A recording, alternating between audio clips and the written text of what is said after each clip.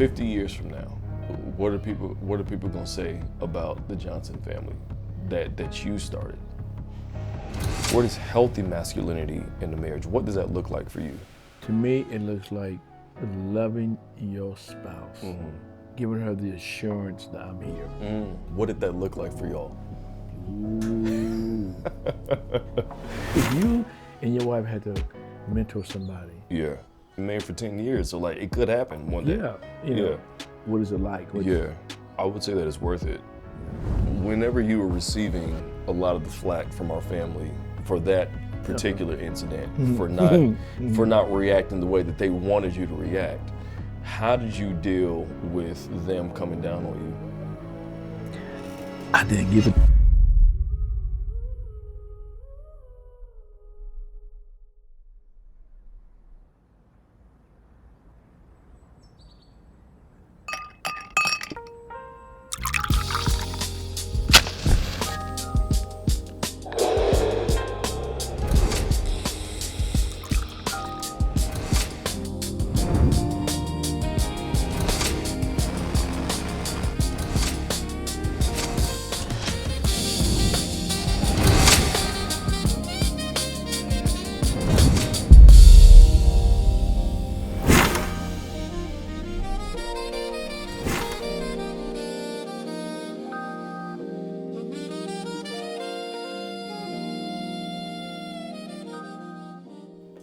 What's up, folks? Welcome back to another episode. It's episode 2 Episode 2 of A Lil R&R. All right. We want to thank you for sticking with us through these pivotal conversations. At least it's pivotal for me. I enjoy these conversations. Yeah. You know, giving y'all a glimpse into our relationship and how we get down as father and son and how we kind of connect and dialogue and all the things. Yeah, just live life. Yeah, know? for sure. Which is important. Yeah. So last time we were on here, we kind of gave a little bit of a intro discussion of just kind of our dynamic and you being a man of the cloth and myself as well, but still in loving our quality time more than anything, but also, you know, being able to pour a glass of whiskey and smoke on a cigar and just kind of relax, right? And so we talked about that. We talked about fatherhood. We talked about a lot of stuff. Today we wanted to talk a little bit more about marriage. Right. Right. It's zeroed on that one. Yeah. Before we get into that, what cigar is that? What you smoking? A friend of mine gave this to me. I don't know how you pronounce it. Gurkha. What? Jerka, something like that. I can't pronounce that. What is it? Gurkha. I think it's Gurkha. Yeah. Yeah. Who gave that to you? People always just giving you stuff. I know. I really appreciate it. I'm very appreciative. Forever just. Because I realize that people don't have to do anything. You know, they don't have to give you nothing. It's very true. So, yeah. When's the last time you went out and bought yourself a cigar? Well, you know, I ordered some. Oh, you ordered one? Yeah, I go online. Okay. Where do you order yours from? International cigars. Oh, okay. Yeah. Okay. I know there's a lot of. Is it International Cigar or Cigar International? Maybe Cigar International. Oh, okay. Okay. And I know there's a lot of cigar, places out there. But I had, buying them individually, that can get expensive. Costly. Yeah. So they got a pack. Yeah. And 40 came in the pack. 40 came in the pack? Of like various kinds? Or? No, same kind. Same kind? Same kind, yeah. Okay. It was my first time, so, next time I'll order something different. Yeah. So that's cool. Yeah. I might have to check it out. People don't just be gifting me stuff. I have to, I got to go up and get it. From Christmas, I got 2 humidors. Yeah, I know. Tell me about it. And one has my initial on it. So when I get the packet, I normally split them, put them both. Okay. So. It's fancy. Yeah, do that. But, what can I say? Just. So, this whole topic of like marriage can be kind of interesting. No, not kind of interesting. Marriage is interesting. It's very interesting, right? And y'all have been married. It'll be 44 years next month. 44. Yeah. 44. I still have some. We still have our pictures of our wedding. Yeah. Upstairs, and every time I go and look at it, I said, "Man." Yeah. That's when you used to look like Lionel Richie Ah! with the Jerry curl. Yeah, I had the Jerry curl. Sure did. Yeah. And but just to think about how far we've come, and the journey's been actually it's really been wonderful, honestly. Yeah. You know, because you have your ups and downs in marriage. One thing I just don't like to hear, and people say, you have to make a promise. You're not going to go to bed angry. Not going to bed angry. Like, why? At each other. Yeah. If we had an argument during that day, Yeah. you never resolve it. They say they don't go to bed angry at each other. How many times have y'all done that? How many times? How many times have y'all gone to bed angry at each other? It's been many times. Yeah. I mean, I can't count it, but it's been many times we disagree on something. And we just go to bed. Then she get up and she'll go to work and I do my thing, and then something in the middle of the day I start thinking about it. Yeah. And I'll call her. Yeah. Or she'll call me. Sometimes both of us, and we both admit, shouldn't have said this or didn't done that or that or didn't handle it right. Yeah. And then we'll make up over the phone.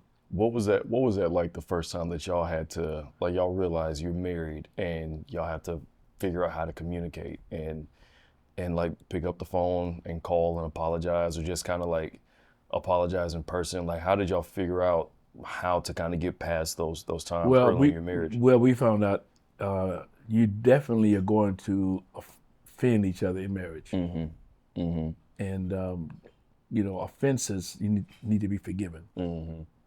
And there were times that me as a husband, as a man, I'm right. Okay. Sure. Sure. She always tells me, I ain't gonna say nothing because you always right. And I say, absolutely. Yeah, okay. But we can be very prideful. So sometimes my conscience really starts bothering me when I do that. And I have to call her. Yeah. I can't rest. Yeah. And so I'll call her and say, okay, I'm sorry. Blah blah blah blah blah. Yeah. How do you make it up to her? Well, she come. Well, in a way that won't gross your son. No, I mean. Oh, like you. Oh, like you. I'm just saying. Like you a virgin at this or something? No, I'd rather not have to hear about your sexual escapades with my mother. If I had to choose. Well, makeup is wonderful. Okay. Yes. But when she come home, when we see each other, we'll hug each other. Yeah, we just hug each other. Say, well, we, and then a lot of times what we do is what has helped us when we get in situations like that. We will pray together over that situation. Yeah, that's cool. That's good. Our thing was, Lord, help us to be one. But just because the preacher says you're one, that don't mean you're one. There has to be something that has to be. It's a process through life. So we pray that God will help us to be one. Help us to understand one another. Yeah. And so that's been our prayer for 44 years. 44 years. Yeah. So, like, what was some of the earlier challenges that y'all had to navigate?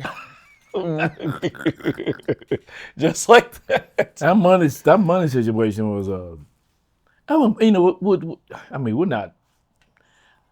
All I can say is, God has blessed us. Yeah.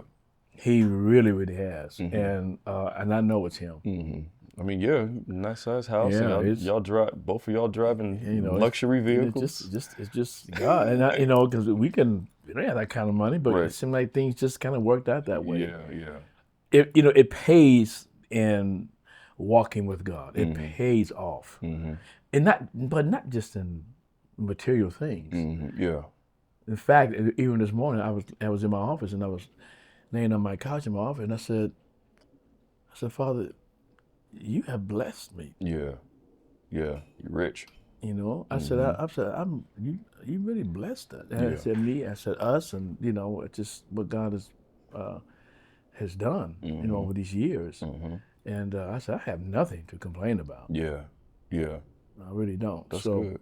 Not a lot of people have that that story. Yeah. Yeah, it's funny because when with me and Alicia, you know, we just celebrated 10 years being married. We got Yeah, I remember I married y'all. Yeah, you did. You did. Tight, that's not pretty tight. Yep. Yep. It has not come unraveled. And, you know, Lord says the same, it'll stay that way. But, you know, we got married young. I was 25 when I got married.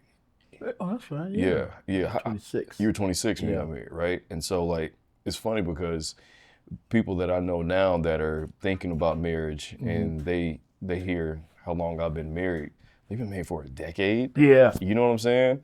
And it's wild to think, like, I don't advise anybody to get married at under 25. You know what I'm saying? You better not jump to it. You better take your time. Take your time, for real. Whole different ballgame. So, like, one of our biggest challenges early on was learning how to communicate with one another because, like, you know, Alicia and her mom are very similar in the way that they communicate with others. Like, they may not mean to come off harsh. They can be very direct. And learning like her heart and her intentions. Yeah. That took time. You know what I'm saying? And that's still something I'm working through. You know, even a decade later. And I remember you always saying, like, y'all been married for this long and you're still learning who mom is. Like, tell me more about that, because that's a wild thing to say. Yeah. You learn each other in stages of life. I mean, here we are in our, you know, I'm in my 70s. She's soon to be 70 in a couple of years. We go through changes in life, you know, because, you know, menopause comes in. Yeah. You know. Well, hold on. Let's back up real quick. You said you're in your 70s. Like, you look good for your 70s, Pops. I ain't gonna hold you. I try to keep myself up. I really do. Yeah. I try to, you know, I could go to the gym, and I was supposed to go this morning, but didn't go. You know, so, but I try to, you know, keep my blood flow. Yeah. And lift a little weights or something, you know, just to keep toning myself up. Sure. I really want to get a trainer just to. Okay. But yeah. So, you know, we were married. So for 9 years, we were kind of separated because I was traveling a lot. Early 9 years, like the first 9 years of our marriage. Oh, really? Yeah, yeah. So you were traveling a lot. Yeah, and so a lot of times she would meet me. Yeah. And you know, then sometimes we would spend a month or two, and then she had to go back, and then kids came. We had to settle down. We had to adjust ourselves because we had to get a house and cars, things we needed. And then you all came. Yeah. We were parents, and then y'all grew up and moved out. Then it was empty nest. We had to adjust to each other's, you know, mindsets, attitudes. It was just an adjustment. So here we are now, in our senior citizen age. You know, get all the senior citizen perks that we can get. all them discounts. That's right. So, you know, and then you adjust it, and you find, you know, you can't physically, you start having aches and pains, and stuff starts happening. Yeah. And you know, recognize that it bothers her when she's in pain. It bothers her when I'm in pain. So we try to accommodate that. Sometimes I get stubborn. You know, she gets stubborn, and you know, old people do what they say. Yes. Get set in their ways. You know. Yes. But you have y'all both be getting stubborn. It's so funny to see. It's so funny to see y'all getting like it's funny to see y'all get old. Yeah. You know what I'm saying? And it's for the rest too. Because y'all would never like bicker. Right. Like whenever we were kids. So right. We didn't believe in that. So seeing y'all kind of bicker a little bit back and forth now as an old couple, like as old couples do, it's hilarious. Yeah, because we didn't believe in arguing and fussing and fighting in front of the kids. That's just something we decided that we're not going to do that. And you know, we had our intense times, but you all never knew it. You know, because some parents, they be cussing at each other in front of the kids and throwing stuff. I was in the store the other day, and the woman, get your ass over here, sit your ass down. I was like, my God. It was a parent talking to the kid. Yeah. I really got tickled, you know, because, you know. But did the kid? He probably needed not really. That, not really. He still didn't told her to do what she said, but it was just hilarious. That's probably why she was cussing at Yeah. Sit your ass. yeah. It was. I was tickled. Yeah. But you know. She was black. Was she black? Yeah, she was. She was black. She was our Hey, people. I love us though. Our people, listen. Yeah, I love us. I've seen our counterparts. Yeah. The parents will tell their kids to do something, and no, Right. no, I can't do it. I start shaking. Yeah. It's definitely a difference. Let me just have just a second. Hey, You know? it is definitely a difference in the cultures. Yeah, for sure. Yeah, but just growing old together in these different stages in our life is really beautiful, and it's really funny. One time we got up one morning, and I think we were sitting on the couch or something. Both of us got and just started grunting, and we started saying, "Why are we grunting?" Hey, I will say, even though I'm not even 40 yet, but sometimes it feels good to get up and grunt. You kind of have to. Like I get up and grunt. I'm not in pain. I'm not in discomfort. Sometimes I think it's just a mind. I don't know. Yeah. But that's it. And sometimes when I'm by myself, I'm grunting and carrying on. Why? It feels good to grunt. Yeah. I don't mind grunting. Yeah. That's because you've always been old. I've always been old up here, for sure. Always been old. For sure. And your son's following your footsteps. Yeah, I know it. But yeah, man, marriage is one of those things. I like to say that marriage and parenthood teaches you who you are, and it teaches you who you're not. It holds up a mirror to you to see like some of your flaws, and you get a chance to see like kind of what you're made of. Yeah. But I think that God uses marriage and parenthood as tools to kind of refine who we are. Yeah, because marriage is designed to love each other, but you have to learn that love. Say that again, because most people are thinking love is a feeling, is an emotion. You have to learn to love each other. It's an action. Yeah, and especially when you are offended and when there's things, you have to learn to love. Yeah, because love forgives. That's right. Love is patient. I mean, I love First Corinthians 13 chapter. It talks about the love chapter and what love is, and that's the kind of love that God has toward us. And that is worked out in our lives, in our relationships. Yeah. Dealing with marriage, and you have to learn to love each other. Yeah. And then for us to say, for people to get before the preacher and say, I do, take these vows. I know people write their own vows, but you take these vows, you're saying, I'm going to love you in spite of. That's what you're saying. Yeah, that's right. And that's how when we are counseling people or mentoring people, I should say, by marriage, we get down to the. You have to. Yeah, because you have to know the background, the parents, were, and how you were treated as growing up, and why you are shaped the way you are. And I tell people, even though they live together for 10 years, once you get married, it's a different ball game. And sometimes people who live together for years and get married end up divorced. Yeah, that's sad. Yeah. I do think that there's value in like premarital counseling, right? Before you finally say I do. I have to say this, my your sister, my daughter, before she got married, this is before she got engaged with Devin. And she said, Daddy, I don't think I'm gonna get married premarital counseling. I said, no, if you don't get your ass get you in the She was for real? She was for real.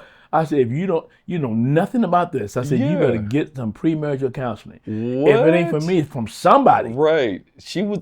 Yeah, she was. And I started laughing. I said, girl. Why would she think that? I don't know. She's probably messing with you. I don't think so.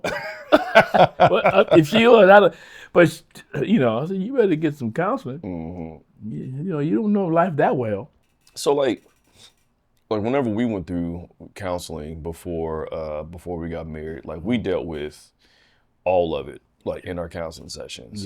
Because we did marriage counseling at the church we were at in Atlanta, and you and Mom counseled us as well. Right. And so like to your point, like we talked about everything. We talked about our past. We talked about, how to communicate. I'll say that again because I really do think that that's like one of the foundations of a marriage. Yep. But we talked about even down to like finances, credit scores. You know what I'm saying? We All of talked it. about sexually transmitted diseases. Yeah. We talked about it all. Oh, that's right. And a lot of times people don't want to deal with that. Like somebody told me in regards to marriage, they were like, "You better find out that plane has issues while it's still on the ground." Because once that plane is 30,000 feet in the air, it's a problem. It's a That's problem right. fixing it at that point, Yeah. And so like we definitely adhere to that, and Yeah. I think that getting those tools on the front end has helped us in our marriage now. Like that's Alicia, that's my best friend. Yeah. You know what I mean? Yeah. That's like that is my homie, that's my support system, my everything. And like anybody that knows me knows that about her, and I value that relationship as any good husband should. Right. But I attribute that to the counseling that we Yeah. went through in the beginning. You And know it's, what I mean? it's interesting because when we mentor people pre-marriage counseling, we normally, I don't believe in having it going through 6 months of marriage. I just don't. Yeah. I feel you. Maybe that's me. I just don't think that's necessary. But because we just get right to the point. We just get right to the point. And actually, what starts happening, they start going through it before, That's interesting. and they come back maybe 2 weeks and so how's it going? They look at each other. I said, and then some of it's negative, some of it's positive. I said, this is just a pre-warning of what you are going to have to deal with. This is life. Yeah, for sure. The game ain't even started yet. No, Yeah, I mean it's you the get warm-up. there, you have the honeymoon, you have all the sex you want, and, after that, life slaps you in the face. Yeah. Because sex don't pay bills. It doesn't, but It's good, but it don't pay but, bills. but it is needed. It don't pay bills. It Yeah. doesn't it doesn't change your baby's diapers. True. I mean, It don't fix a car. yeah, Yeah. then if you have an argument, a lot of times you ain't stunned about no sex. You want to get in the bed, you don't want your behinds touching each other. That's real. Well, I have heard. I heard a couple say, and they've been married twice as long as me and Alicia. Now, I don't. This is not for everybody. Like I feel like marriages are, kind of tailored according. Like not every marriage I think is the same. Right. Absolutely. And so this marriage, they were like, whenever we fight, whenever we get in an argument, and if we're at the house, we go up to our room and we take off all of our clothes because it's hard to like. It's hard to be pissed off at somebody and then you're butt naked in front of each other. You know what I mean? That's funny. We go and they're like 9 times out of 10 we end up making love after that. And it's like, hey, that's fair, that's real.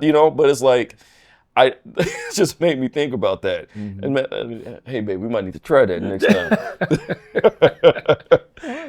Right.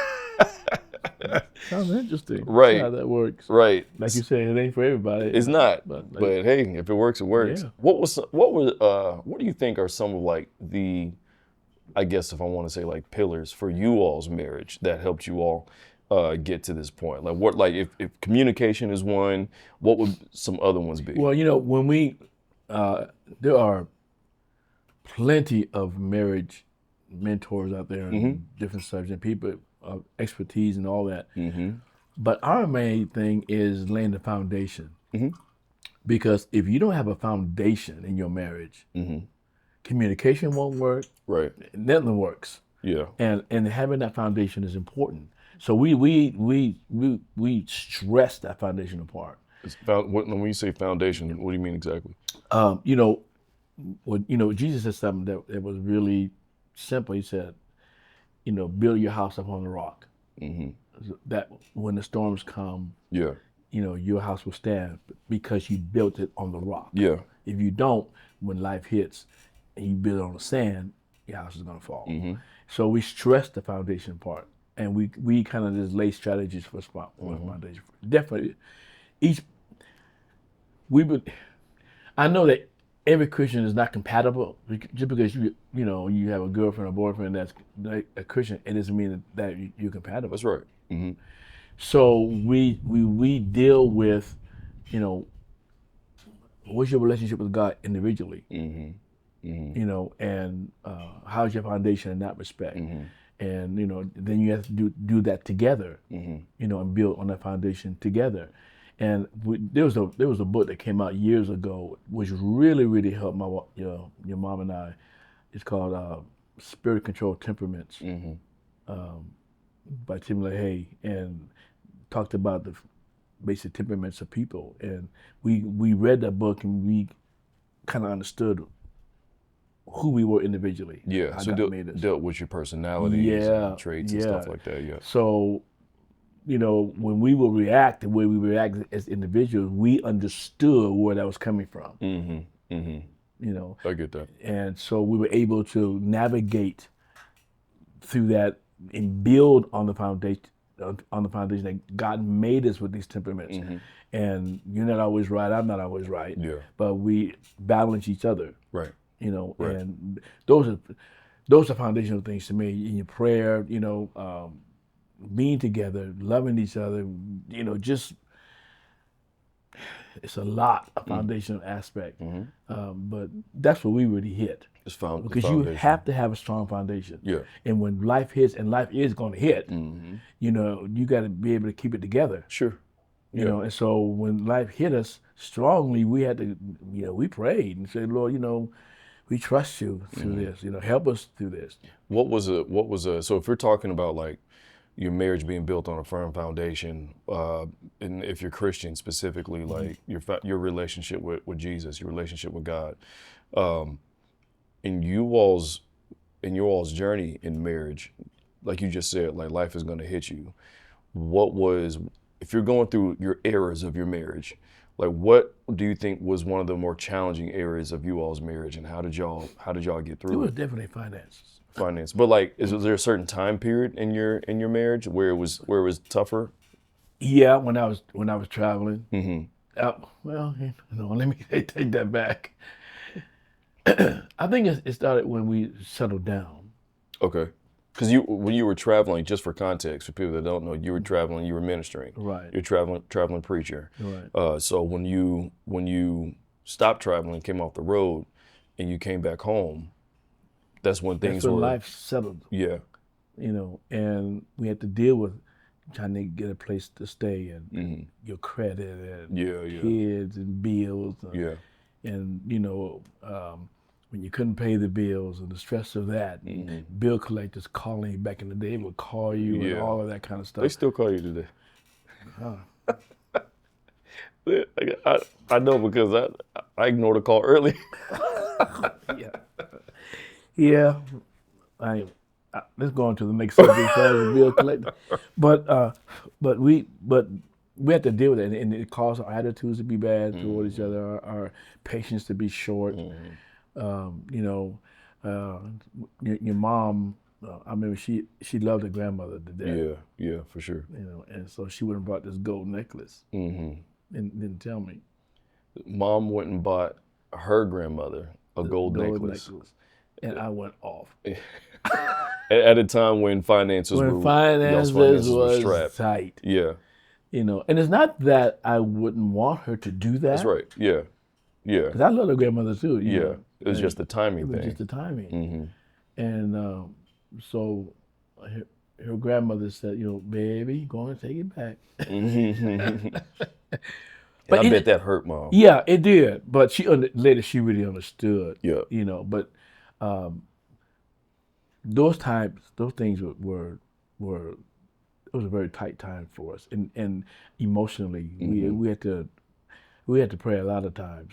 So how did y'all deal with it to like get through that season where finances were like that? How did y'all get through it? You really want to know? Yeah. I really don't know.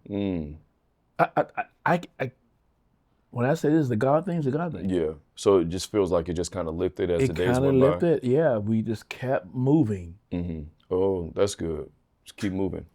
Just kept moving. Yeah. And things started to fall in place. And that's how here we are now. Yeah. But that's a bar though, like, because it would be so easy for somebody to just like feel like giving up, especially like as it pertains to marriage. And like people always say that the two biggest things that can tear up a marriage is money and sex. Yeah. And so for you, dealing with, sounds like the sex part wasn't an issue. Yeah. I'm the sex part. But the money piece was a challenge for you all. Yeah. And the biggest thing that you can say is that y'all just didn't give up. You just kept going. You just took it day by day. We kept going, Yeah. and we believed in, tithing, and we tithed when we couldn't afford to tithe. We just believed in that principle. Yeah.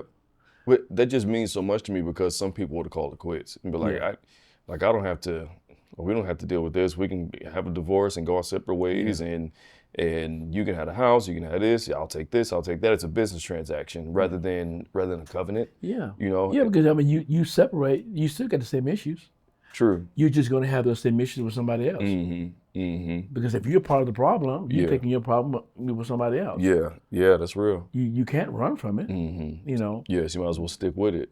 Stick with it, deal with it, Yeah. face it, Yeah. embrace it, Yeah. understand what's happening, and know that there is help. That's good. You know. That's good. And so, we, like I said, we believe in the principle of tithing. We would tithe when y'all was coming up. We couldn't afford to tithe, but we believed in the principle. And so, God He has blessed us. Yeah, for sure. We ain't rich by no means. Yeah. By no means. All rich in other ways. Yeah. So through that, and then in the midst of that, I saw my wife in ways I never saw before. Because my prayer was, Lord, help me to see your daughter the way I need to see her. Yeah. And wow. Through that tension and lack, and she knew how to maneuver and stuff. And I'm like this. Listen, I know I'm the man. Yeah. But if you're better in finances than I am, go for it. Yeah. So talk a little bit about that, like what it took for you to put, that testosterone fueled ego aside, because that can be like, especially today, it's kind of labeled like toxic masculinity, right? Where that masculine mindset gets in the way of progress a lot of times, or it hurts others because it's toxic. Yeah. But like, what was it easy for you to recognize her strengths in areas where you were weak, and just kind of take a step back and let her do? Was it easy for you? Was it tough for you? Sometimes it was very tough. And I think it was tougher for me because I felt like, as the man, I should be doing that. Yeah. I should be providing for her. I wanted to give her a lot of things that I couldn't. Yeah. Because I was in ministry. Ministry didn't pay a lot unless you was a big mega church or something. But we was like out in the deserts and brush hoppers, and mountains, and that kind of thing. But I kept saying one day. I kept saying one day. I said, Lord, I'm doing what you told me to do. Right. And I think because of my obedience to Him, He took care of my house. That's good. And so when I realized, she's always been good with numbers, always. And I recognized that. So she said, baby, what is so-and-so? Give me the answer. So I get my calculator. Because I told her, I ain't the one when it comes to numbers. Hey, that's real. I'm not the one. Yeah. And so, because I'm in school, I had a problem with what those problem solving. What do you call them? When Johnny had 5 A's. Problem solving. I struggled with that. Yeah. It was not my forte. That's real. So my wife, when I'm on the calculator, she says, so-and-so, so-and-so, so-and-so. I just look at it. And she was dead on, and I began to recognize, okay, this is what you do, Yeah. So we developed that. We understood that. And we talked about that. I said, the only thing I asked is, let me know what you're doing. Yeah, for sure. And then when we have... well, hold on, park right there. Because it would be very easy to, because some people, like, how do I say this? Sometimes it'd be easier for in a relationship or in a partnership to be like, well, they got it. That's my spouse's responsibility, and I'm hands off and whatever. You know what I mean? Like, but I think that there's a lot of value in you wanting to still be involved. Oh, yeah. And mom still wanting you to be involved. Yep. You know what I'm saying? Because it could have been very easy for mom to be like, no, you want me to do this? I got it. Go sit over there and look pretty. But you were Oh my. like, but Yeah. she, you know what I'm saying? But y'all, that's what's so special to me about you all's relationship and about marriage is like we're a team in this. You know what I mean? Well, we live together. You know, what affects her affects me. What affects me affects her. You know, and how she does finances affects the whole house. I mean, we can't be selfish in this thing. You know, so you know when I began to really understand that, Yeah. it didn't take away from me being a man. Right. Why do you say that? Like, how do you know it didn't take anything away from you being a man? Because we live in this macho John Wayne, especially in this country, John Wayne image, Rambo image of what a man is. You know, that's what it used to it be. used to be, but you know, my generation. Sure, yeah, that makes sense. I was like, John Wayne. Yeah, I mean, so crazy. You know, so but with this image, you know, you're ahead, you know, it's all on you. You are the so and so. I get it. But as time went on, like you said, every marriage is different. Yeah. But it's time. But what I'm trying to say is, when a decision had to be made, when she would give her opinion, I'll look at it. I'll give my opinion. And sometimes we came to an agreement. Yeah. Sometimes we didn't. Yeah. When we did not come to an agreement, we didn't do anything. That's good. Yeah. Because we realized it could affect everything. Yeah. So, and as time went, you know, we found out. I'm so glad. We're so glad we didn't do that back then. Yeah. The hindsight. Yeah. Yeah. So it's a working together. I think that's what God looks at. You know, as I said before, you know, in the beginning, God. In the beginning was relationship. In the beginning was community. Yeah. You know, so we have that. That's what marriage is about. How do you all forgive each other? Because sometimes in marriages you see folks getting into it and they can't let go of being hurt. Yeah. Right? And somebody will bring up an offense that happened 6 months ago, 2 years ago, 5 years ago. Well, that's why you such and such and such and such. And they can't let go of that past hurt from And the reason why they can't let go is because of their past. What do you mean by because that? Because of what they experienced in life. They bring that into the marriage. So if they're offended from their spouse and they hold on to it, there's a root to that. Yeah. But I have to say this, as Christians, we are, if I use this word properly, obligated to forgive. Because Jesus wants us to forgive and love one another as He has loved us. Yeah. So when you walk with God, you learn forgiveness. And all you have to do is look in the mirror. Why not forgive them? God forgave you. That's another part of foundational stuff, because we understood, we weren't perfect by no means. It's still not. But we understand that God is making both of us. He's forming both of us. And that is done through tension. Yeah. So we understand that. So are you thankful for the tension? Is the tension a good thing? I don't like the tension. Yeah.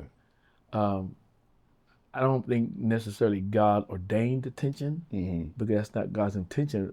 It was not God's intention for there to be tension. Yeah, that makes sense. Okay. Yeah. But we live in a fallen world. A fallen nature. There's going to be tension. We forgive because God forgave us. Right. And when you're married and you both are walking with God, you still have certain principles that you have to live by. Yeah. And when you live under the same roof and people, stuff starts popping off because of the baggage in both the man and the woman. So you have to work through that stuff. And then it's why it's important that you get the best you know how is to get the right mate. Yeah. And that's a tricky slope. Yeah, I know it. That's tricky. I know, because you never really know your mate until you start living with them. Right. So you have to go into this like divorce is not an option. We're gonna stick this out. We're gonna work through this. Others have made it. We can make it too. And so you have to. And then that's why it's important to sometimes to go like marriage conferences and stuff, because you do learn a lot. They give you tools on how to maneuver through life, because people, God has raised up people to help us in that respect. For sure. And that has helped us. Not like your Uncle Flynn and his wife Carolyn. When they come to marriage, because they've been married what, 50?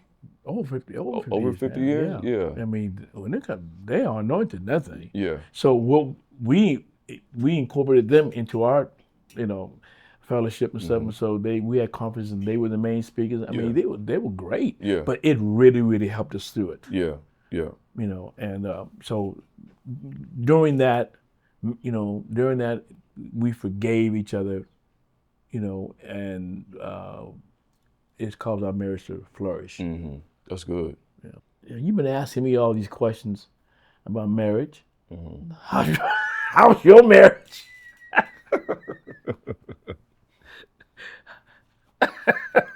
My marriage is great. Yeah.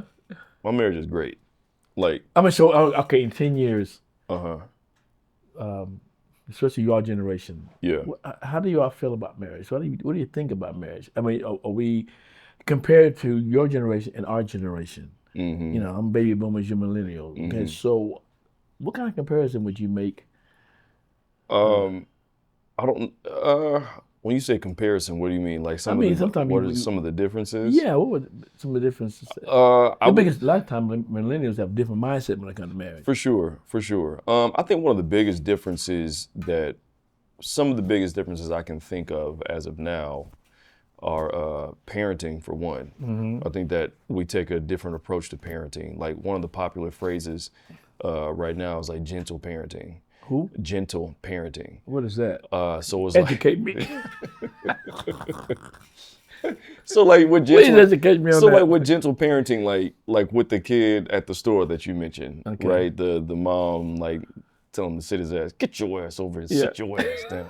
That's not gentle parenting, right? Gentle parenting would be like, honey, I need you to come over here and sit down. Now remember, we had an agreement. If you don't sit down, if you don't behave yourself, then you're not going to get this, and reinforcement and all of that. And so I want to say something. Don't say it. Don't say it. Don't say it. All right. No, go ahead and say it. It's fine. Go ahead and say it. How? What? This child is acting up in public and telling you no. And you're talking about, now come on, baby, come on, sit down. You know what we talked about. No. Yeah. How is gentle parent? I don't understand. No, please educate me. No, I agree with you. Okay. So it's spectrums to it, right? Okay. So there's people that really believe in like parenting, and they do gentle parenting because of trauma that these parents dealt with when they were kids. Okay. Because they felt that their parents were too harsh. Yeah. And so they're just trying to, do things a little bit different. But it's like, thank you, Dad. But it's like, that's good. Sometimes that just doesn't work all the time. And so it's like, if you have that spectrum of parenting, then you have, sort of the old school style of parenting, which today would be considered child abuse. So like now we're kind of like figuring out like somewhere in the middle. Well, I mean, of course, I wouldn't recommend you beating your kid with extension cords. And that's like how y'all got. Yeah. Like y'all got like some slaves. It's interesting because my father, he never whooped us with an extension cord, but my mom did. Yeah. Well, I almost don't blame her. I almost don't blame her. She had a lot on her shoulders with y'all. Did. 5 boys and 2 girls. I'm surprised she didn't do more. Yeah, did she ever throw a shoe at y'all? No, but her back of her hand was the famous one. Y'all got backhanded? Oh, yeah, in the mouth. Like, not one of these, but one of these? She's driving. My youngest brother and my second oldest brother, they would see somebody that was special, Oh, no. And they would somebody that was like disabled or maybe like mentally challenged or have like a disease or something. And they would they would start laughing. Look at it. Oh, and no. God. And they would be in tears. Oh no. And so my mom would understand what was going on, and she said, "Y'all need to stop." Yeah. But they were so tickled they couldn't stop. And this, and then she driving. Hey, they deserved it though.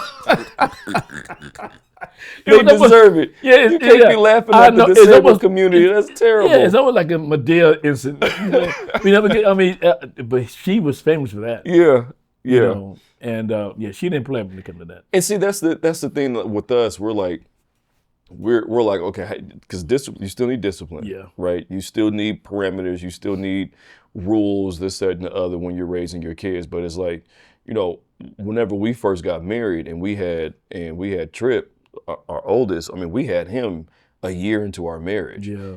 So I was 26 years old trying to raise a son, and the only reference that I had obviously was the way that I was raised. Yeah. And I didn't get as many spankings or whoopings as my sister did, but I remember that was one of the main uses of discipline. That's how we were disciplined a lot of times. And the older we got, then things would be taken away because there was a point where you wanted to spank me, But like that was like my automatic go-to for disciplining him, for disciplining our kids. And it took her because she didn't get spankings when she was raised.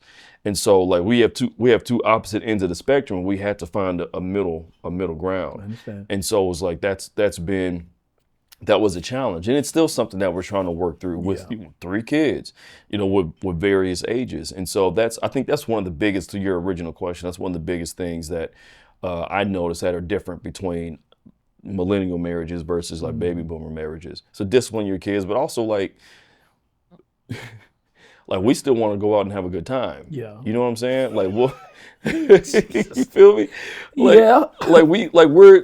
We're not even 40 yet. Yeah. But meanwhile, we got 3 kids, and that's like when we celebrated our 10-year anniversary. Like I tell everybody, like that was our first time going out of town, just the 2 of us on a vacation in over almost 6 or 7 years, and it's like stuff like that can be really difficult to do with 3 kids, obviously, because it's tricky finding babysitters for 3 kids, and then having to adjust to parenthood because y'all don't have just one child. Yeah, we got y'all 3 have 3.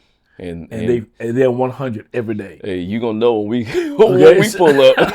So, when my family walks in the room, everybody is aware. And it takes something what you want to do, and you can't do it right now. You just have to settle that. Yeah. Because the time will come. Sure. When you have more time to do that. And I attribute it.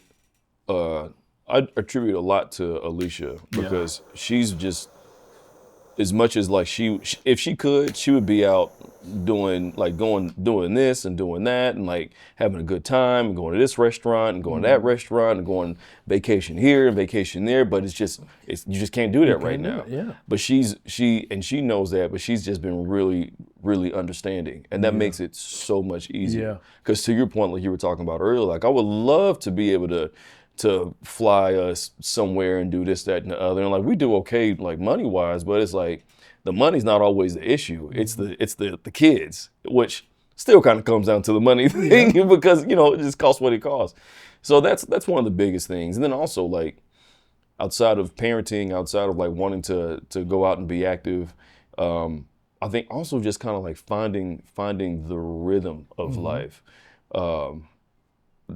Finding the rhythm of life and kind of settling in the groove has been one of the things, at least I think for both of us, has been a little bit challenging, right? Yeah. Like I think it's a good thing when parents and not even just parents, but when couples are able to find the groove of life, because life has kind of a pace to it, right? Like you're going to work, you're coming home, figuring out dinner, this, that, and the other, and it can be a little boring, a little, rinse and repeat. But there's safety in that. You know what I'm saying? And for me, like one of the things that, not that I would do this, but I believe that like the routine of your family can, like, fall in love with that routine can keep a lot of guys out of trouble as well, because I know that like if I if there's certain parts of my family's routine, like if that involves me, and if I remove myself from that equation, then it throws the balance of the entire family off. So like, how selfish would I be to be like, no, I'm going out with my guys tonight to go do this. And no, I'm gonna go to the bar, or I'm gonna go to the movies, or some of y'all go to the strip club, this, that, and the other. Like, but if that's gonna throw off the dynamics of your family, if you can't fall in love with the routine of your family, and I mean fall in love with it, look forward to bath time with the kids, look forward to praying for the kids, look forward to like cooking for the family, look forward to sitting around the table. That's a thing. So like that, falling in love with that routine for me has paid dividends, and I directly attribute that to why our marriage has been able to last as long as it has. I attribute that to why my kids paint pictures of 5 of us on their picture, on their, you know what I'm saying? When they go to school and they paint pictures of their family, all 5 of us are on there. Mommy and daddy, and then there's themselves and their 2 siblings, whoever it is. So it's like, that is special, and it's sacred. And then a person who does not fall in love with routine, you get selfish. You know, you're selfish to leave all that on one mate. Absolutely. Totally, that's total selfish. I think voluntarily, right? Like obviously, like there's work obligations that require people to travel. There's things like that. But if you can control it, and if you're able to like make the choice, if I'm choosing to consistently put all of this on my spouse while I go out and do this, that, and the other, as a man, like I lose a lot of respect for men that do that. Like I'm a huge believer in servant leadership, and like my family knows, like my kids, because Alicia's a teacher, right? And shout out to the educators, but educators don't get paid enough. Let me say that first of all. But she'll be gone the majority of the day, and a lot of that falls on me, the responsibility, because I'm self-employed, so my schedule is a little more flexible.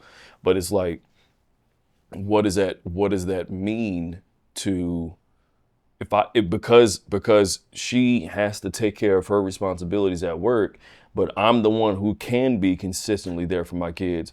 What does that look like for me to voluntarily be like, hey, babe, you got them? Okay, cool. I'm gonna go out and do my thing. It doesn't make sense. No, it don't. It's selfish. But obviously work comes in and play, and every so often I have to travel, but it's like, I'm going to be here for my kids. Absolutely. And it means the world to me to wake them up in the morning, fix them breakfast, help them pick out their clothes, and, you know, drop them off at school, go to the parent-teacher conferences, pick them up from school, make sure they have lunch, make sure they have dinner, make sure they got snacks. That brings me pride. And I'm the first one in the morning that they see, and I'm the last one at night that they see. And Alicia's there every step of the way. I'm not gonna, you know, downplay that, because her job takes her away from certain things, but I know that her heart is there. You know, but it's like,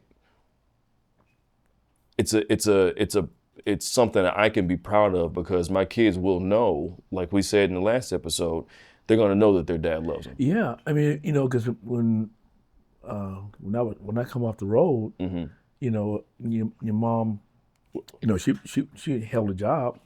So, you know, I was there with you all. You know, and I realized I can't. First of all, she didn't have these kids by herself. That is absolutely correct. Say that again. She didn't have these kids. By herself. That's right. And I think people need to, let me say this, I think people need to really count the cost up. You know, if you want children, because your life changes entirely. Take your time. You're not the boss. That child is the boss. That is real. Everything is focused around that child or the children, and it changes your life completely. You know, and but now I was glad we waited 9 years before you came into the picture. Yeah, y'all waited a minute. I wouldn't take that long, but well, we tried. Now we could have, but y'all traveled a lot. But I don't want no kids on the road. Yeah, but and that's the thing though. I think that when I tell a lot of people that y'all waited 9 years to have kids, they're like, 9 years? Well, but they were traveling. And they're like, as they should. Y'all should be able to go and travel, like, and live your lives and understand one another, because I'm sure that, like, y'all with that traveling and everything like that, y'all were spending quality time. Yeah, Y'all may together. have getting fights every so often, maybe struggle a little bit, Yeah. and all the makeup sex and all of that. You had changed that expression. But I'm saying though, like Yeah. that time, I'm sure that time was great for y'all. Yeah, Is what I'm saying. yeah. And so we realized we understood each other's roles Yeah, to make it work. It's very important that you recognize where you are in life. yeah. Having that awareness of Yeah, where you are. you're Yeah. right. It's some people don't have that awareness. So let me ask you this: when it comes down to recognizing where you are in life, like, to me, it would be easier to understand where you are in life if you knew what came next. Like, Yeah. I know where if I'm watching a movie that I've seen before, like if I know the beginning and I know the ending, or if I at least know, like, if I'm like scrubbing through and fast forwarding to pick up from where I left off or whatever, it's easier for me to know that if I know what happens next. Yeah. You know what I'm saying? But if you don't know what happens next, so I guess that's also an indicator too. Like, if you don't know what happens next, you're like, this is not, Yeah. I'm not here yet. Yeah, I But mean- I just feel like it's hard sometimes to know where you are in life if you don't know what the rest of your life looks like. Does that make sense? Yeah, you don't know what tomorrow holds. You don't know what the rest of the day holds. Right. And that fact, Right. you just got to go with the flow.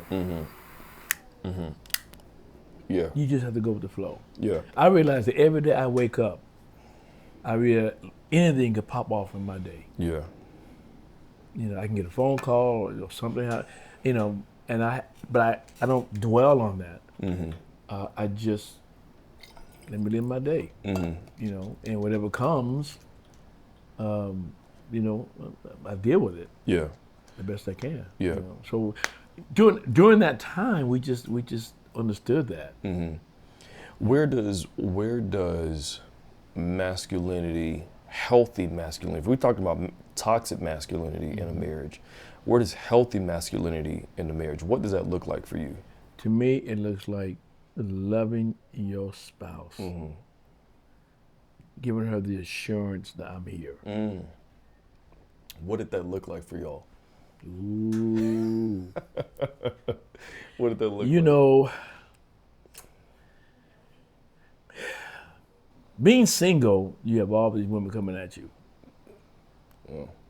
I don't know what that's like. Yeah, right. I've always been told to have a face for radio.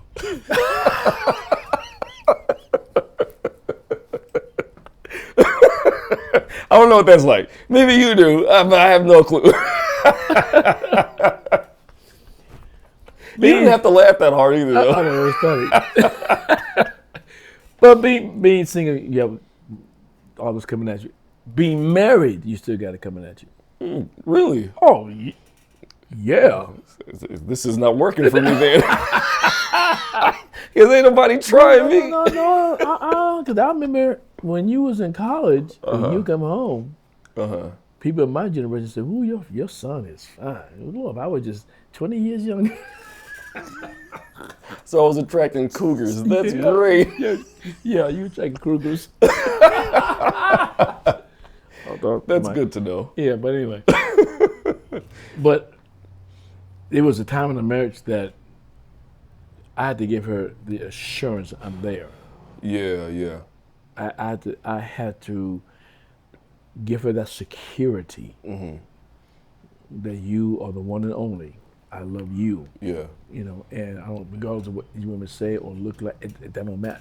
I had to make sure she was secure. So what did that, like, paint the picture of how you made her feel I had to that tell security? I had to tell people off. You had to tell people Yeah. off, really? Yeah, I had to tell them. Okay, so tell me a story of you having to, like, because anybody that knows you might be surprised to be like, you had to like raise your voice, or you Well, had to. I didn't raise my voice. Okay, but like everybody gets along with you. Like we have those personalities where it's like it's hard to find somebody who just flat out just doesn't like us. Well, one time somebody came to me and said, Kayla's not the right person for you.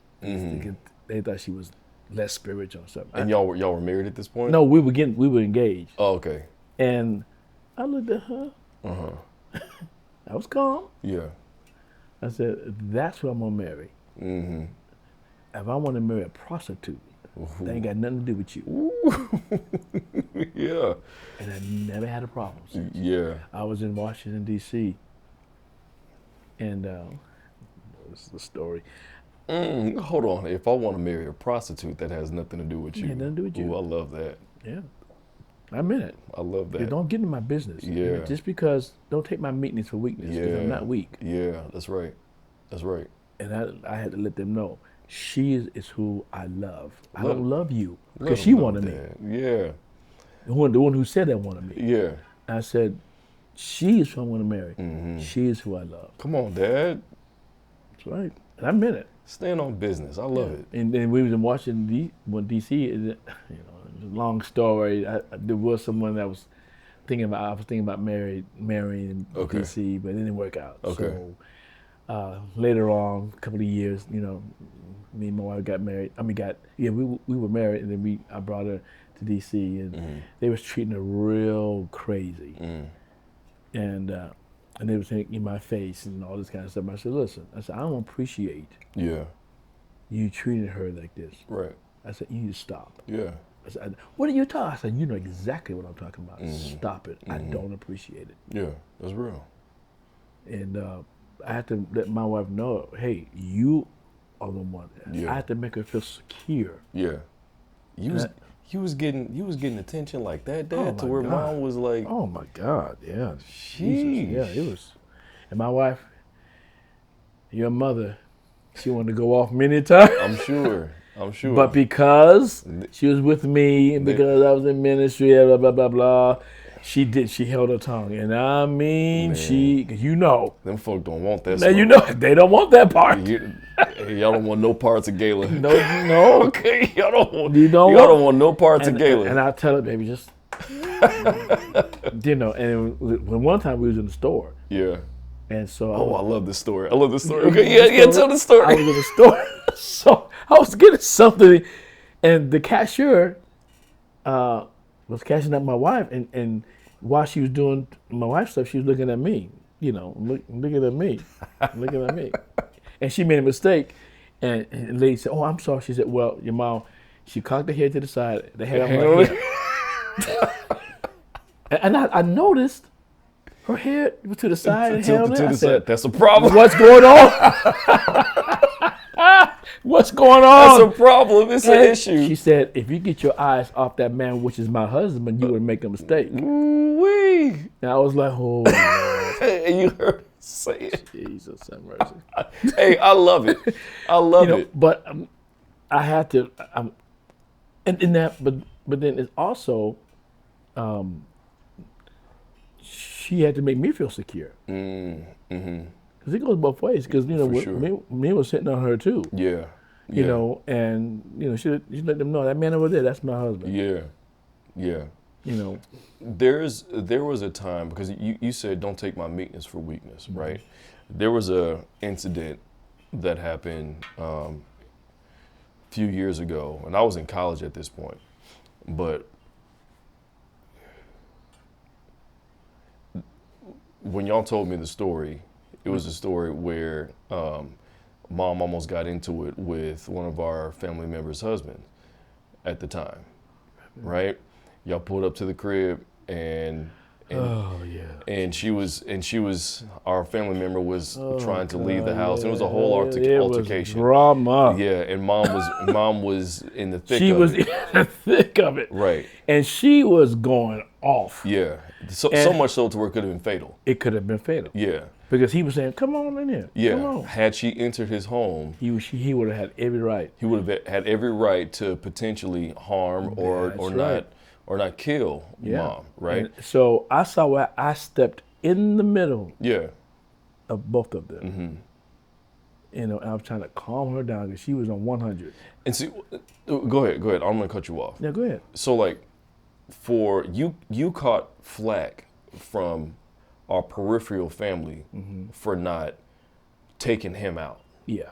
Right? Like Like our peripheral family, like gave you a lot of static for that. Yeah. But I appreciated the fact that you were cerebral enough to understand the outcome of Somebody what had could to happen. have some sense Yeah, for sure. at that particular moment, because it sure. could have been really ugly. Yeah, like You know. like I could see it now. Like, Yeah. pastor and pastor's wife gunned down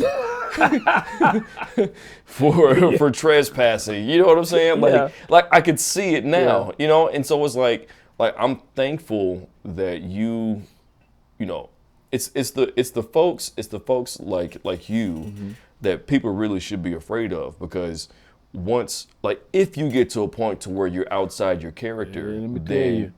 then it's scorched earth. It's a problem at that Yeah, point. it is You a know what I'm great saying? problem. It's a great problem, and I really don't like getting there. You don't like getting to that point, No. right? And so it's like, it's the quiet ones that people need to worry about. The ones that get along with everybody, the ones that, you know, you may not consider to be a threat or a problem. Those are the ones that people need to worry about. And that's one thing I've always appreciated about you, is that, like, you know, you're always calculating and thinking. Yep. Like, you're not a really big guy. You're not the guy that's going to be doing a whole bunch at the gym. And, you know, from you know, outside looking in, you may not seem to be a quote unquote threat, but it's the ones that are always 6 or 7 steps ahead. Those are the ones you need to be concerned about. And that's how I view you. And so in that situation, like, you were thinking well down the line, and Right. you knew how to act, you know, in the present, because of the outcome that could have come. But, like, how did you as a man, like, protect your wife, de-escalate the problem, and also, I'm sure, because you have a grown man, like, getting in your wife's face, how did you not take his head off at the same time as trying to calm her down? You know what I mean? Well, you know, I'm not a confrontational person, and I never like to fight. Yeah. I only fight if I just extremely have to. Last resort. But I looked at her, because I had to say this, but she was pouring gasoline on the fire. Yeah, I believe it. So you understand, right? I believe it. So, I believe and I it. had to tell her, I said, you need to calm down. You need to stop. You need to calm. You know, I had to really tell her, you know, you need to stop this. You know, 'cause he was saying, come on, Yeah. come on. And I said, no, you need to stop this. Yeah. You know, and I don't know what all I said to her, but it calmed her. And the police came, and we let the officer know what was happening. He said to her, he would have had every right if he would have stepped in the house. Yeah. And what I love so much about that story is that you were able to calm her down in all of that. To me, that screams time, that screams experience with you all's relationship. You know what I'm saying? Because not everybody will be able to, like, I don't think that if y'all had only been married 6 months, right? Yeah. I don't know if you would have been able to get No. through to her. Yeah. Because at this point, y'all have been married how many years? Oh, Y'all were in man, your 30s at that point, yeah, right? in 30-something years. Yeah. Right? So, like, that, to me, that screams relationship, to be able to calm her down at that point, to where she wasn't listening to nobody else but you. Yeah. In that heated moment. There was a couple at our church in Atlanta that we attended when me and Alicia first got married.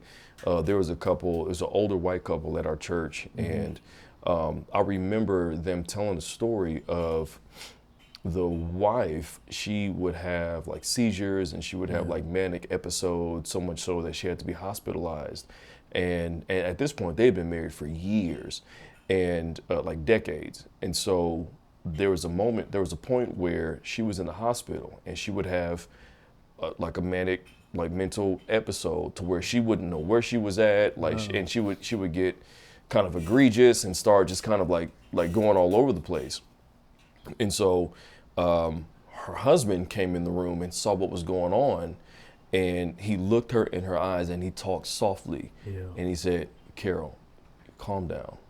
I need you to relax." And this is a medical condition, but he's the only one. His voice and his presence being there was the only thing that was able to calm her down, to where the nurses could come in and do what it was that they needed to do. And so it was like, when you look at something like that, I think that, like you mentioned, that 9 years before y'all had kids, and I said this in the last episode, I think that God uses his tool of time to shape us and to be able to mold us into who we are. And time and relationships, those are valuable, sacred things. So like for you to be able to communicate to mom that way as she's ready to like throw it all away. You know your mom. She was ready to throw it all away. Yeah. But for you to be able to have the cognitive like dissonance, the cognitive stability to be like, no, we can't do this. I need you to relax and calm down. Get your ass back in the car. Because I understood her baggage. Yeah. I understood where she came from. Yeah. You know, because you know. Yes, I do. Okay, so. Hey, she's like that. Oh God. She like that. Yeah. See, so I love every fiber of my mother's. Like, she be at her age now. She will go there. She'll go there, and I love it. Yeah, and so I had to understand why she was doing that. So I guess in subconscious I was thinking, oh God, because of this back here, I need to make sure this is taken care of. Because if there's no control here, it's gonna be a mess. Right. And you know, I was able to talk to her. And so, whenever you were receiving a lot of the flack from our family for that particular incident, for not reacting the way that they wanted you to react, how did you deal with them coming down on you? I didn't give a damn. Yeah. I maybe I should. No, please. I don't know. No, please, by all means. Because I realized you're not in this marriage. Right. You don't cross a line. You do not cross with me. Yeah. And so, you know, I had a great relationship with my in-laws and stuff. Great relationship. Yeah, love them. Even now. Yeah. But they knew without me saying that line you do not cross. You know, because that's my wife. We live in this house. I'm not telling you my business. I'm not telling you my financial. I appreciate all your help and support, but there's a line you don't cross. And I meant that. And I told my wife, I said, now I love you. I said, I love you, fine, but don't cross the line. Yeah. You know, so that's how. That's what I said. Yeah. I mean, in my mind, because I knew if you crossed the line, it would have been ugly. For sure. And I want to say, like, our family member, she's fine now. Oh yeah, she's great. Oh yeah, doing. She's doing fantastic. You know, one time I told her, I saw her. I said, "Hey, I'm gonna talk to you," and they said, "Oh, now what?" You know. I said, "No." I said, "I really see what God has done in your life. It's really good what's happening." Yeah, she's like a big sister to me. Like she's doing great. Yeah, love you. Yeah, very much. Yeah, you know, and she's matured a lot. You know, and I told her I believe in giving compliments to people. Yeah, and telling people that. Yeah. If it's not verbally, I do it in the text. Just let them know you're just wonderful what's happening in your life. Yeah, really proud of you. So let me ask you this as we kind of start to land this plane. When you look at marriages, and when you look at like the institution of marriage, and you look at your marriage, and you look at my marriage, and you look at the marriages that you've been able to, you know, counsel, and you've been able to mentor men and this, that, and the other, like, how do I put this? What do you, and I have to cut this out because I'm trying to figure out exactly what I'm trying to ask you. This is the problem of doing a podcast where you're drinking. Because I'm trying to formulate my words. Jesus. Wait, let me ask you a different question. This is the tricky part.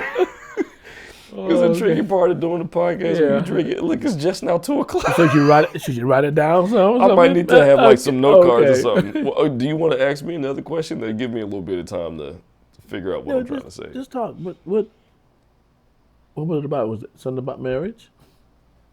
Honestly, Dad, I was just trying to figure it out as I went along. Yeah. Well, let me say this one. You maybe come back to you. Yeah. Okay, so you are 30. You'll be 36 next month, actually. Yeah. So,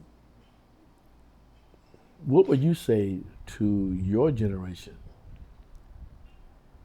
that about marriage? I know you hit some of it, but Yeah. what would you really say? What if you and your wife had to mentor somebody? Yeah.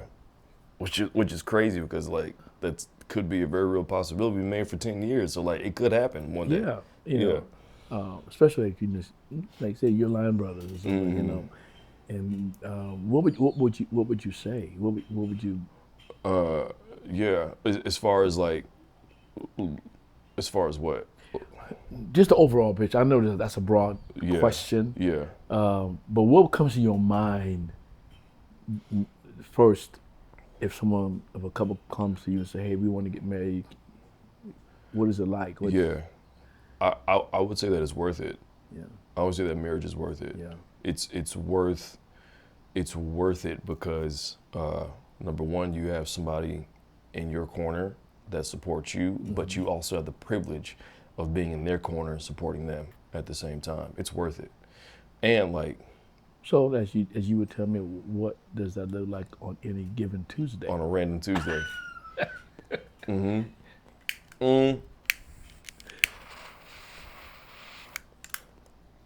I think whenever we were in Atlanta, before we moved back to Texas, my wife started a nonprofit called Her Packet, where she wanted to distribute, well, she wanted to provide resources and what is it called? You know, supplies for homeless women. Yeah. Right? Yeah, you get the things you get in condiments you get in the hotels. And Yeah, lotion and and like you know the feminine hygiene Yeah. products and different things like that because homeless people don't have access to Yeah. that stuff readily. So she wanted to take care of those people. That's the heart that she has. Yeah. And so like we did a whole event. Well, she planned a whole event to where people would donate clothes. And the clothes that were donated, people would come into. She found the place for it to happen, for the clothes to be laid out. It was like a little store you could shop at. And you go in and you would donate money, and the amount of money you donated, you would be able to go out and pick out a couple items of articles of clothing that people donated. And she did the whole thing. Like she laid it all out. Yeah. It was amazing. And there was a point to where, people were donating clothes. She advertised it on social media. I remember when that came, you all had all kind of stuff. We had all kinds of clothes on racks, and it was amazing. And she would advertise stuff on social media, this, that, and the other. So we're driving all around the city, picking up clothes and this, that, and the other. And there was a point to where we had to figure out, okay, we got rooms full of clothes at the house. Mm-hmm. How are we going to get these clothes to the venue? Yeah. So we got a U-Haul and we put the clothes on racks. We put them in the U-Haul. In hindsight, that was a terrible idea. Yeah. Because once we put the clothes on racks and we put them in the U-Haul and we're driving the U-Haul, by the time we got to the venue, everything's a mess in the U-Haul. Like stuff fell over. Yeah. Things are like, it's crazy. And we thought, I don't know, we were in our 20s at this point. We thought it'd be a good idea. Mm-hmm. But we get there and we lift the door, and she sees it and she's distraught. Yeah. And she starts crying. She breaks down crying. She's in tears and she's broken. And at that moment, I had to figure out, like, am I gonna sit down here and cry with her, or am I gonna help her build this back up? Like, am I gonna be her support system and be in her corner? Or am I gonna complain with her and be like, oh yeah, we shouldn't have did that, babe. This is a terrible idea. Mm-hmm. Like, why'd you think that? Am I gonna beat her down? Or am I gonna come up with a solution and help her? So what I did was I came up with a plan. We put everything back together. We got all the stuff in there. We had a team of people with us. We got everything in the venue, and it was a fantastic event. Yeah. It was fantastic. And she thanked me in that moment. She thanked me for that because I was able to be her support system. Yeah. And same thing, vice versa. I don't have enough time to tell you all the times that she's been able to show up and support me in my entrepreneurial endeavors and everything I want to do and stuff that we're doing with the church, and how she's held the fort down with the kids, and how how I have to travel sometimes, and it's not easy for her, and she's been able to do that just immensely. So like I would say that's a long way of saying it's worth it. Yeah. You know, I always say that we got out the single dating game just at the right time. Like we got married in 2015, which is again at this point in 2025, that was 10 years ago. And seeing what dating is like now is like, it seems like there's no hope for anybody, right? You know, we go to restaurants. And then we were in Fort Worth, and we went to a restaurant, this expensive restaurant. Yeah. And I think was that our anniversary, around or close to our anniversary. Somehow the subject came up, and we told Of them what? Of marriage. Yeah. And we told this was the hostess, and we told we were married at that time. It was, let me see, 40 years, I think. And she looked, her eyes bulked. I mean, 40 years? Yeah. How did y'all do this? And of course, we didn't have time to go into All the details. details. Yeah. But the fact that people are not expecting marriage to last that long today. No, people aren't expecting to get married, period. Yeah. So you all been married 10 years, Yeah. and when people come to you and ask you, you know, how do y'all get this far? Yeah. Yeah. Yeah. Because it's really a milestone to even get 10 years of marriage in this day and time. Yeah. And like you said, we don't have time to get into all the details, but like your friends change, Yep. you know, your priorities shift, Yep. your goals are different, you know, like all of that just changes, and you have to be okay with that. Yeah.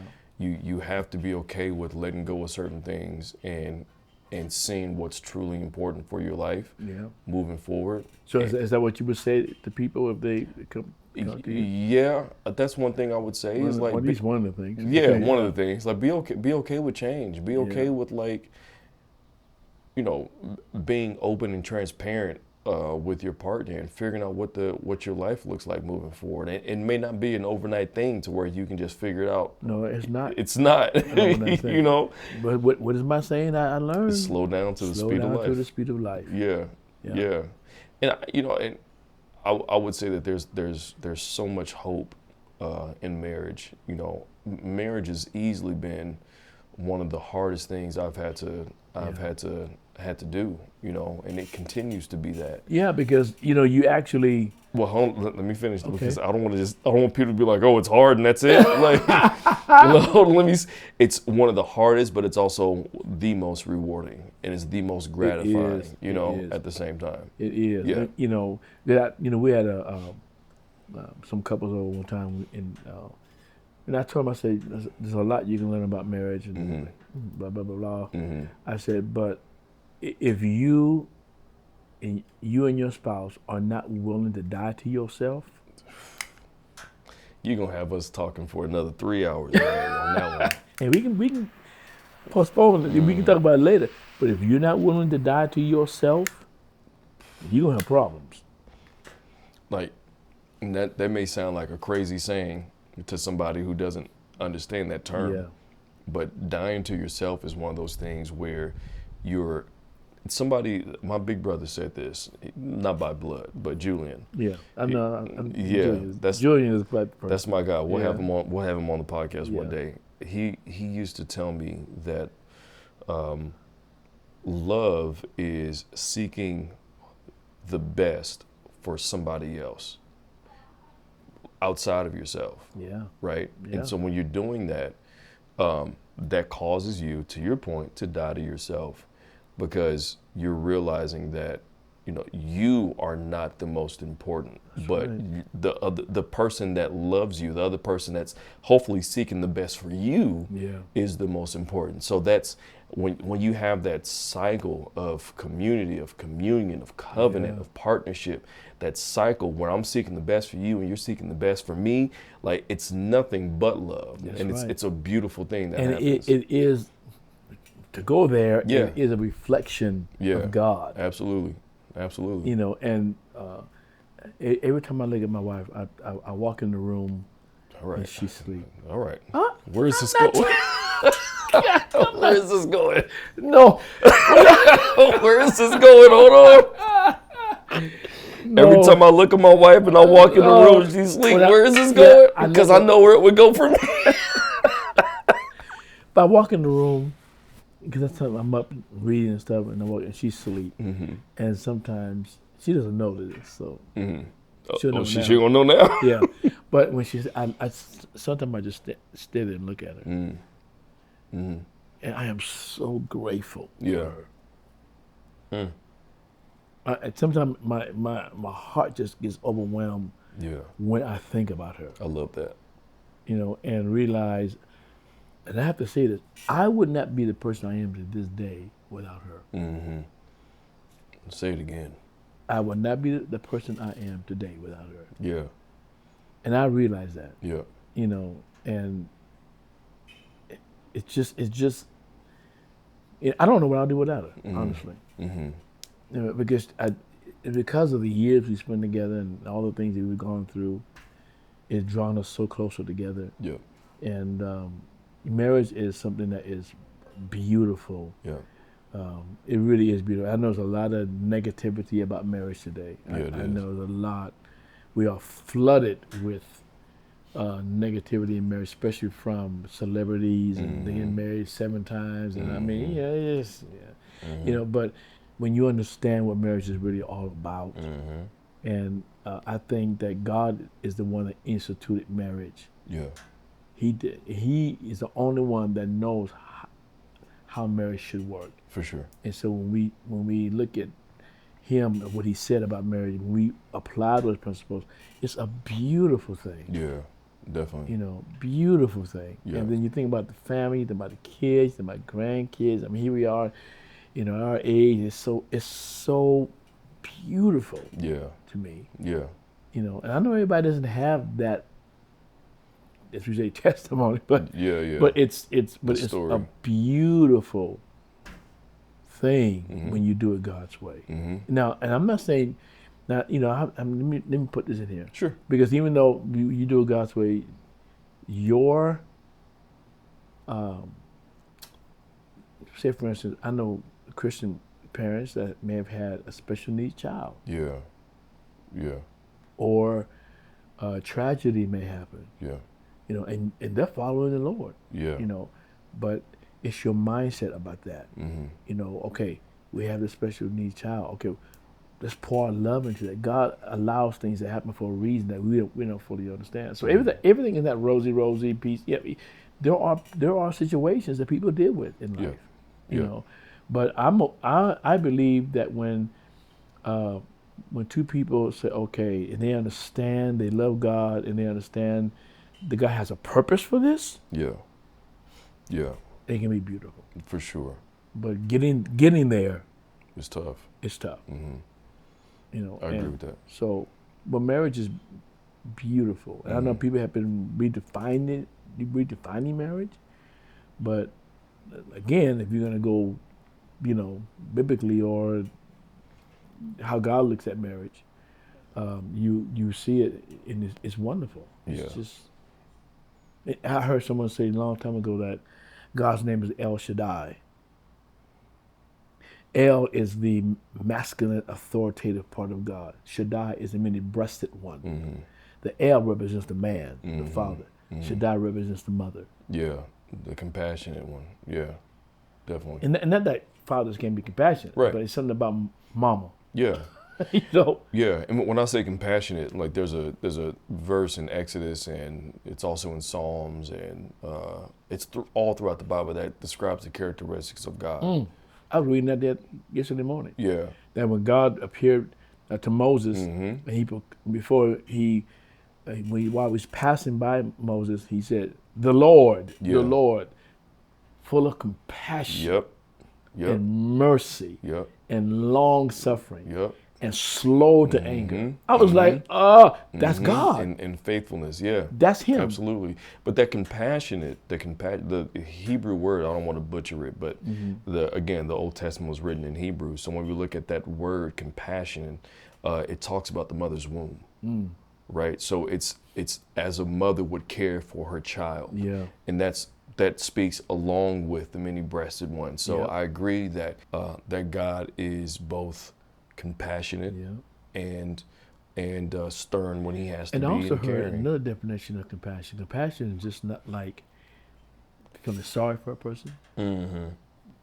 but compassion sees what the person's going through, but does something And about does it. something about it. Absolutely. Absolutely. And that's what God did. Mhm. He sees our condition, Yeah. but He doesn't just see it. Yeah. He's touched by it, Yeah. and He enters into our suffering. Mm-hmm. Mm-hmm. You know, I think that is great to For realize sure. that the God that we serve, He's not just sitting on the throne untouched by the things that we go through. He is involved. He's involved in it. He's entrenched in it, for sure. Yeah, Mhm. I think that is.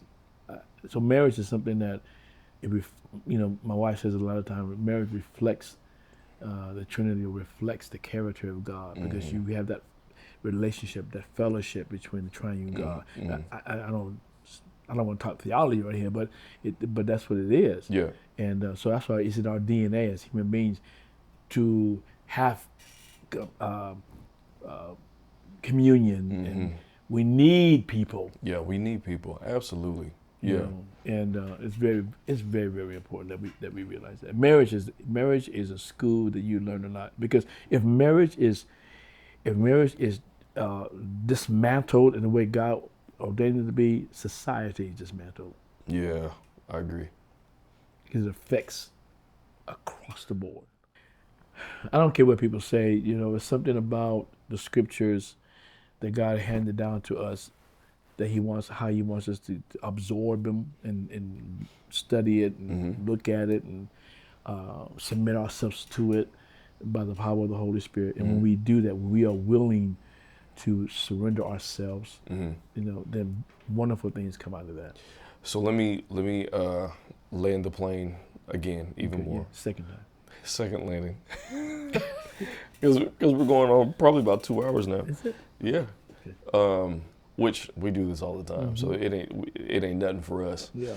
to do this. But when it comes down to marriage, it may be something that we can start doing. I maybe we could. I think it'd be a good idea for us to, and maybe this is corny, but you tell me, like, what are some hopes that we have for each other's marriage?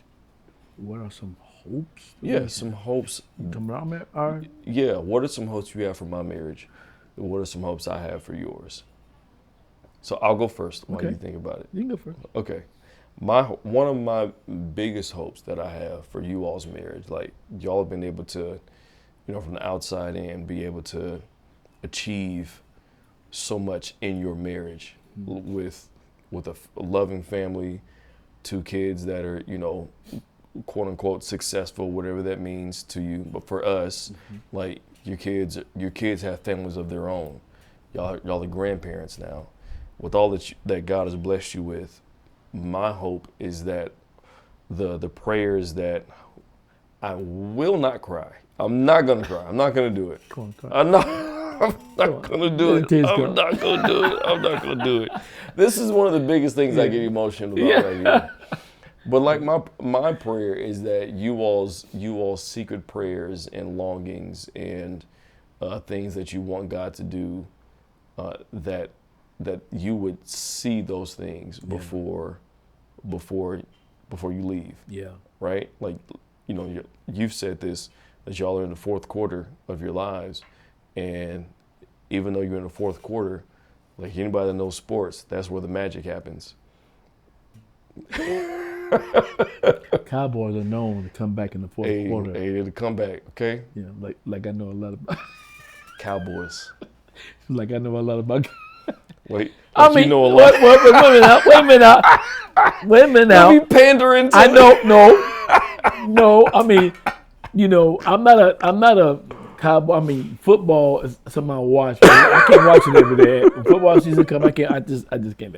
But I do listen. And I do watch it. My wife loves football, so that's the thing too. I really don't like football that much. I mean, I'll look at it, but because she loves it, yeah, then you'll watch it. I'll watch it with her because she likes it. Yeah, and so Are you a Cowboys fan, like just through marriage? Yeah. You're like a Cowboys fan-in-law. That's what it is. You're a fan-in-law. But because I've never been a sports person, so That's where you and my wife align, because she only watches it because I yeah, watch the Cowboys. and I'll watch it, but I do listen, I do learn, and they have a reputation of coming back in the fourth quarter. Why Yeah. they wait to the fourth quarter, I don't have the slightest idea. It's not important. But, like you look, It's not that's what important. you said. So, so I mean, but the fourth quarter. I mean, it's important in our lives. Yeah. The older you get, the more you realize, I don't have a lot of days left. So let's make the best of this last quarter. For sure. And making the best of the last quarter, we are invoking God, Lord. Make a way, give us the desires of our hearts. Yeah. You know where we are. Yeah. Yet, in the midst of the fourth quarter, let's glorify you in the midst of it. Let people see your hand on our lives. Let us be a blessing to people. The wisdom that we've learned. So That's good. So the question is, What's your hope for our marriage? My hope for your marriage is that you go. If you say have more kids, I'm flipping this table. I will flip this table right now. Okay, we turn these cameras off. You don't need We don't need no more. No, y'all don't need no more kids. Okay, I couldn't have more if I tried. No, I know. And I've been It's trying. a done deal. I've been trying. It's a Okay. done deal. You've been trying to have more kids. Hey, I can't do it if I want it. Well, you can. There is such a thing as reversing. No backward steps. Okay, well, so why you talking about you trying to act? You ought to quit. You can't have no more. So why you trying? I'm doing the act. Well, you can. But you can have them. Kids. I know we can. Okay, But there's fun in trying. It sure is a lot of fun. Okay, so you have. My thing is, we see basically what's up ahead for y'all with 3 kids. They change the dynamic of life, especially when they get in their teens. Oh yeah. And we pray that God will give you all wisdom to navigate through that. As far as you and her is concerned, y'all love each other. That's not a question. Yeah. But sometimes life hits when you have kids, and you don't know what's up ahead for kids. You don't know what they're going to have to deal with. You just don't know. Yeah. And my prayer is that you all will still be just as strong and loving and patient, even if things really get chaotic. That understand that it's just a season. Yeah. Because you have 2 boys and 1 girl, and all you What'd you do? 2 boys and 1 girl. Yeah, there we go. So when I look at the kids, they're all different. But as grandparents, you kind of see, the type of personalities they want to have. Sure. And our prayer is that God will, help them to adjust in life, to love themselves, to love each other, love your parents, and that you all will be strong, because even though all the things that kids may go through, it can still draw you closer together. Yeah. And I don't want to see life tear you apart, because life can do that. Yeah. But I want to see life when it hits, it draws you closer together. Not only as husband and wife, but as a family. Yeah. Yeah. And if tragedy happened or something like that, it draws you closer, because you just don't know. We're not exempt. That's true. We're not exempt, and that's our prayer. And sometimes when my wife and I we're praying for you all. We're praying for your family. We're praying for y'all. We just prayed for y'all just the other day. Yeah, it's we need to pray for each other. It's just important, because you just don't know what a day brings forth. But as they get into those teens and the hormones change, and it's just a lot. When they get a little bit for the first time, that's another whole different ball game. A little bit of what? Loving.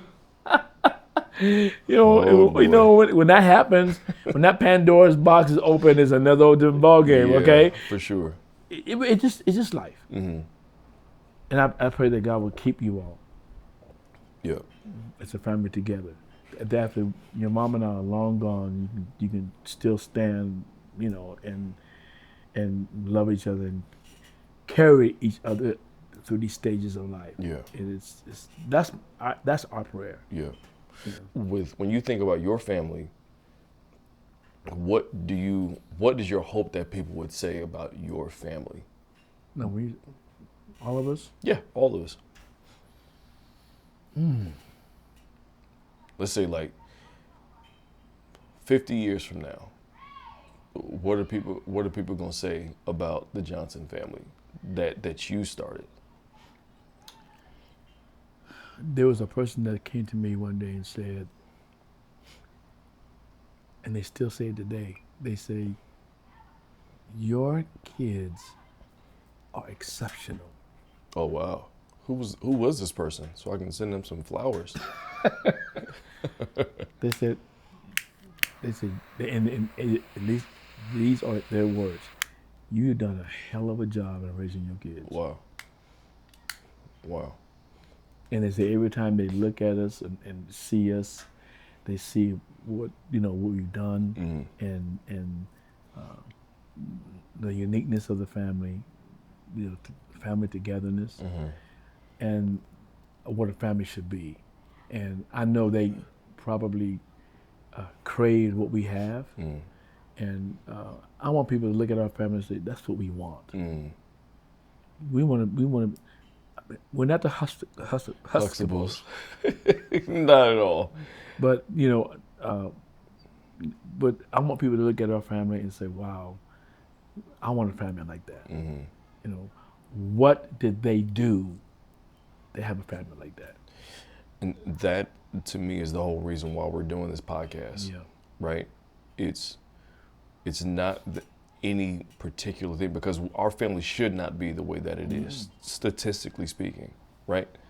I'm going to get that word. Statistically. Just say stats. According to the stats. Thank you. Thank you, Daddy. According to the stats, our family should not be what it is right now.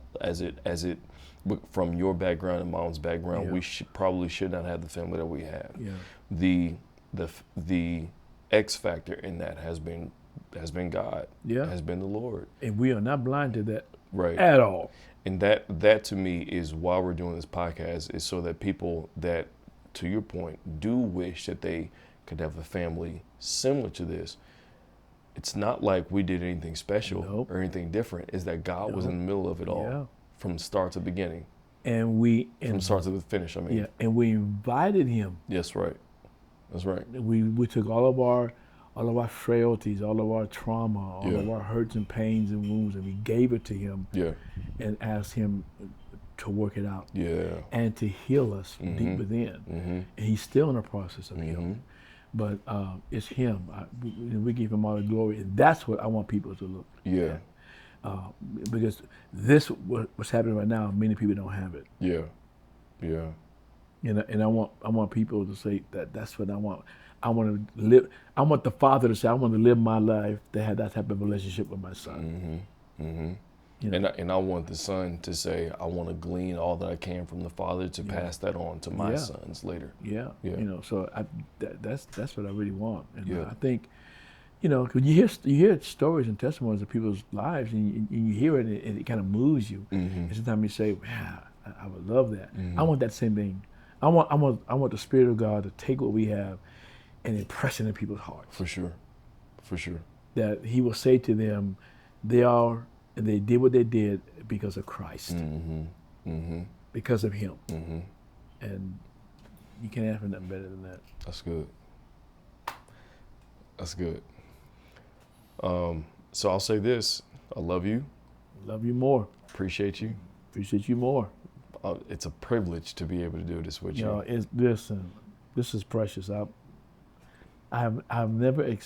We've talked a lot of times, but it's just something about this time and the podcast. But it's just something different about this to me.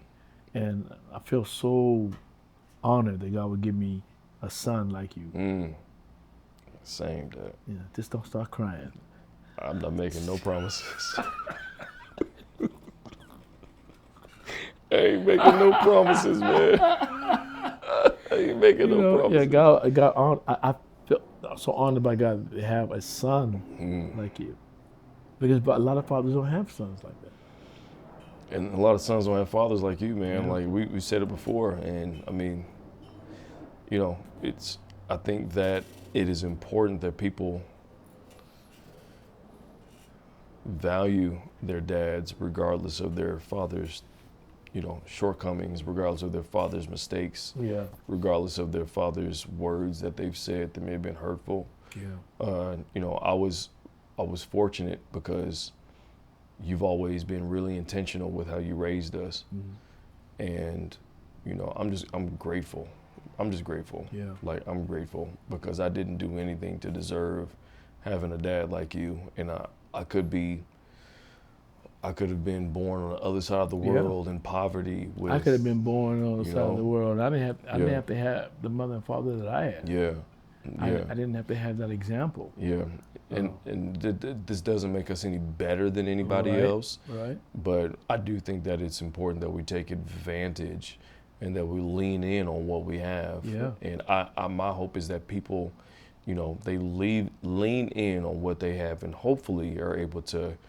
Hopefully, this plants seeds Yeah. for other relationships, other Yeah. father and son relationships, that even if it's rocky, dry ground, Yeah. that this would plant the seed for that ground to hopefully flourish and into something beautiful. We live in a broken world. Yeah. You know, society's broken because family's broken. Mm-hmm. And we live in a broken world. Yeah. And if we can just be a part of that healing, Mm-hmm. if we can just be a part of that healing, we might not ever see the result in our lifetime, That's right. Yeah. but just be a part of that healing Yeah. in people's lives. It's worth it all. to me. For sure. It's Yeah. worth it. Yeah. It's worth it. Yeah. It's worth it. All right. Okay. Is that it? Till next time. Till next time. As you say, peace.